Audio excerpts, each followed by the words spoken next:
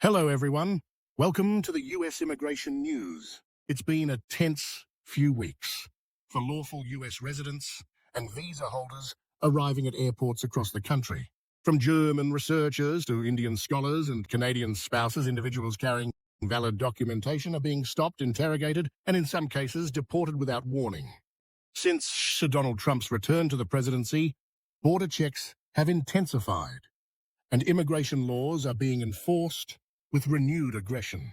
What we're now witnessing is a wave of detentions that's beginning to affect even green card holders and long-term visa residents. People who, until now, believed their legal status offered a layer of protection.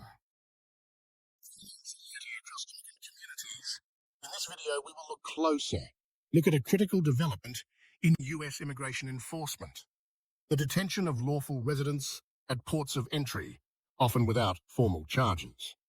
What exactly is happening at the borders? Who's being targeted and why? What legal grounds are officials citing? And most importantly, what does U.S. immigration law actually say about these actions?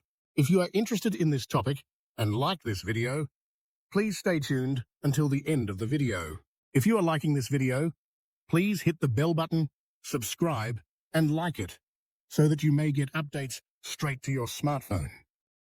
Now let's get into the video and get started. In recent weeks, a troubling trend has emerged at U.S. airports.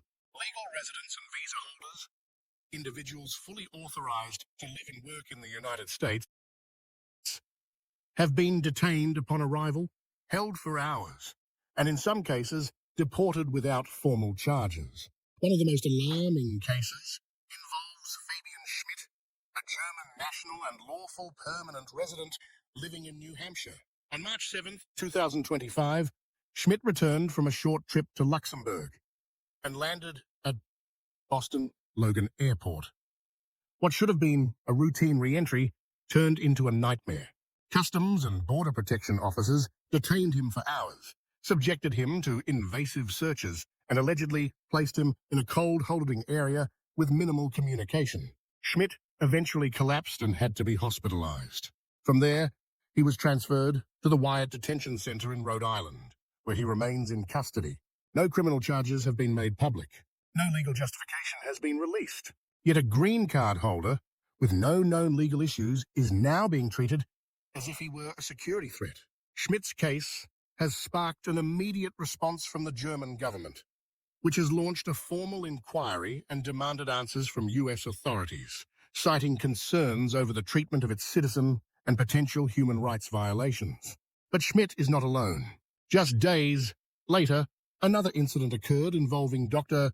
Rasha Alawi, a Lebanese national and licensed medical doctor working in the United States under a valid H-1B visa. Upon her arrival at Logan Airport, officers searched her electronic devices and found deleted photographs allegedly linked to Hezbollah leaders. Dr. Alawi explained that the images were part of academic research and had been removed long ago. Nevertheless, she was deemed inadmissible on national security grounds. In a stunning legal twist, a federal judge issued an emergency stay to temporarily block her deportation, allowing time for legal review. However, Dr. Alawi was removed from the country before the judge's order could be enforced. This action, carrying out a deportation after a court had intervened, has ignited outrage among immigration attorneys and civil rights advocates, who argue that the Department of Homeland Security acted outside the law, defying judicial oversight and denying due process. Another concerning case involves Badar Khan Suri, a postdoctoral researcher at Georgetown University. Suri, an Indian national on a valid student visa, was detained by IC agents outside his Virginia home. The Department of Homeland Security has cited vague national security concerns, based largely on his marriage to a U.S. citizen of Palestinian descent, whose father had once served in an advisory capacity to the Palestinian government in Gaza. Suri himself has no criminal record, no known affiliation, and has been living and working legally in the U.S. for years. A federal judge has issued a temporary halt to his deportation, while the case is reviewed. Yet, like the others, Suri remains in detention, his future uncertain. These cases may appear isolated, but experts suggest they reflect a broader shift in immigration enforcement under the current administration. President Trump has signed several executive orders aimed at tightening immigration controls. One such order, titled Protecting the American People Against Invasion, expands the use of expedited removal, allowing for the deportation of individuals without a court hearing. This policy gives Customs and Border Protection sweeping authority to detain and remove individuals they suspect of posing a threat to national security or violating visa or residency requirements. Immigration lawyers warn that this trend is deeply concerning. In multiple cases, green card holders have been pressured into signing Form Y-407, a document that voluntarily relinquishes their lawful permanent resident status. Some sign it out of fear, others without fully understanding its consequences. Once signed, this form permanently ends their status without the requirement of a court hearing. Civil liberties groups have begun referring to these actions as silent deportations, removals conducted without trials, defense, or public scrutiny. They argue that lawful immigrants are being forced out of the country not because of what they've done, but because of their associations, travel history, or perceived intent. Legal experts point out that associating individuals with national security threats based on family or cultural ties approaches the realm of profiling. In the case of de Alawiye, the photos were deleted and not shared. In the case of Badar Khan Suri, the allegations pertain to his spouse's family connections. Yet in both instances, the government is exercising its broadest authority to detain and deport with limited transparency. U.S. immigration laws do provide certain protections. According to the U.S. Citizenship and Immigration Services, green card holders are entitled to due process and cannot be deported without a hearing unless they voluntarily relinquish their status or commit an offense that triggers removal proceedings.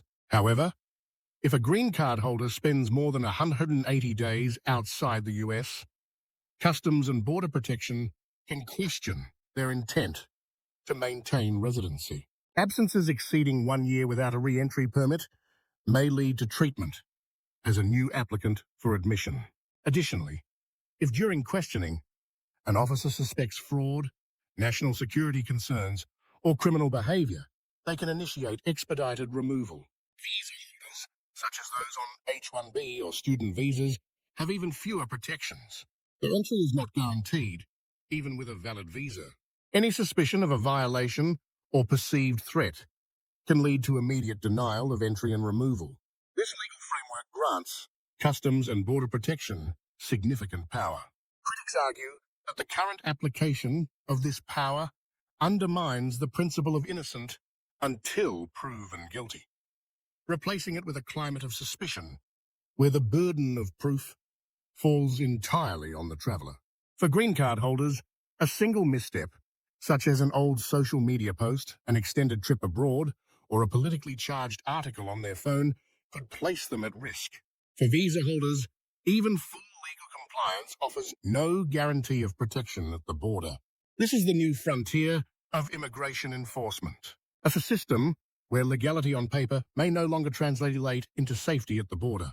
As more stories like these emerge, the question is not whether the law permits such actions, but whether this is how we want it to be applied. That's all we have for this bulletin. The U.S. Immigration News Channel provides all necessary visa information and procedures for your U.S. immigration journey. It is important to understand the United States immigration processing steps, visa application requirements, processing times, forms, fees, and more.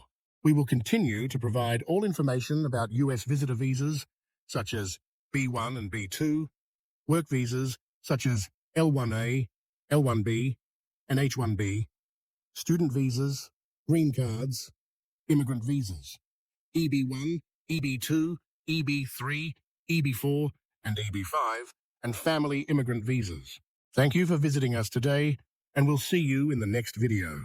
If you haven't subscribed to our channel, please subscribe to the channel for more US immigration update videos.